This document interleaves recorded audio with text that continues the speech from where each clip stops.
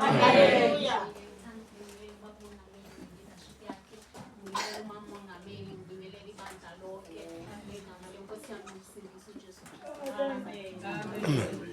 Bazalwane nami nje ngithanda ukuzombonga ubaba uNkulunkulu ngokuphila kubo konke. Bazalwane kuke kwenzeka bazalwane wake wathi ubabukonyane noSisigugu njengoba ubhizi uthi amaphilisi awusawashi uyothini mhla sekufika isimo. So bazalwane ngizobonga lokho, ngizobonga umusa ongaka. Bazalwane Thursday bazalwane kwaba yiWednesday nje ngaba nephupho. So uma ngiba nephupho bazalwane ngabona ubaba Nkomo nomama.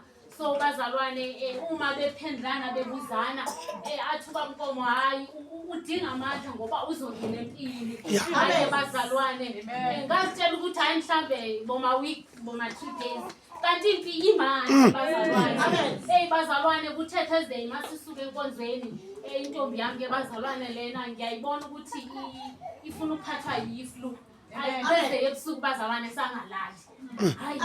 Hayi ngakhuleka bazalwane yazi ngakhuleka ngoma ngazi ukuthi hayi uNkulunkulu ngomile ngathi njani. But ngibona into eyodwa bazalwane ukuthi njengoba azwa ukuthi akusaphuzi iphilisi akhangabe nokumhlupha. Ebethi nje mayivipeni kakhulu athi mama ngithandazele.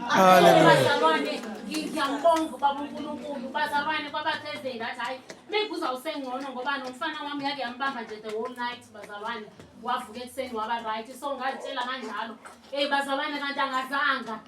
Bazalwane imini yonke ya Friday nje waba njalo. Hayi ngabiza omama ngihlala ngaphethovito ke bazalwane. Ngabiza mama bomkhuleko. Mama ngiyangicela khani ifike. Yazi sengiyazisa. Sengiselelo behlile.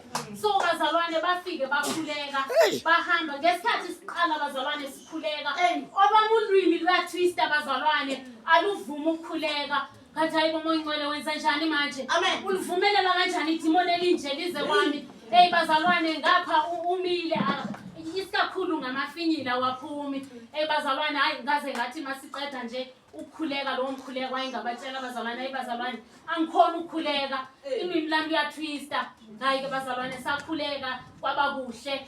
Bazalwane bahamba omama ngesikhathi bephuma behamba yazi ngilokunye kwesaba bazalwane bangathi kunomama nje ongathi hayi athambe nawe uyolala kwami. Bazalwane ngiyambonga uNkulunkulu kuthe phangabo 8 sisahleli nje wavele waqhuzula bazalwane ngathi amen moyingcwele ngani.